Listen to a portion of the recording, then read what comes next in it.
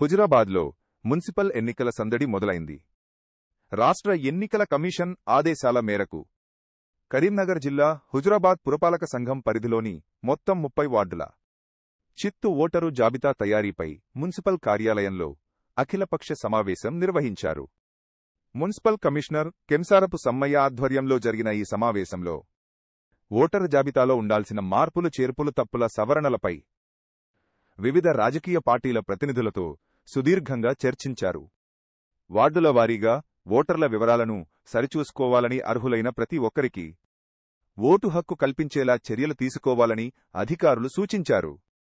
సమావేశంలో బీజేపీ, బీఆర్ఎస్సీ, పీఐటీడీపీ, కాంగ్రెస్ పార్టీల ప్రతినిధులు పాల్గొని తమ సూచనలను అందజేశారు. ఈ కార్యక్రమంలో municipal commissioner Kemsarapu Sammaiah, manager R. Bhupal Reddy, town planning supervisor N. Ashwini Gandhi తదితరులు పాల్గొన్నారు. కాకతీయ ప్రైవేట్ జూనియర్ కాలేజ్ ఇంతకుముందు ఇది ఏ స్కూల్లో ఉన్నాయంటే గ్రీన్ సెట్ స్కూల్ ఉండేది. దాని ముక్కటి గ్రీన్ సెట్ స్కూల్లో 4 ఉండేది. 30 వార్డుకు సంబంధించింది, 23 వార్డుకు సంబంధించింది. అయితే ఇప్పుడు గ్రీన్ సెట్ స్కూల్ అది మూతపడ్డది. అది కోర్టు కేసులో ఉందంట. దాన్ని వాళ్ళు బిల్డింగ్ అని అన్నారు.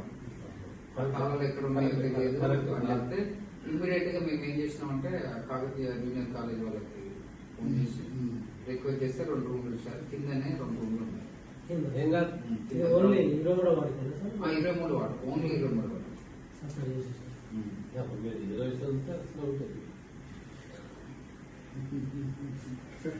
దగ్గర కొంచెం దూరం అయితే ఒకటే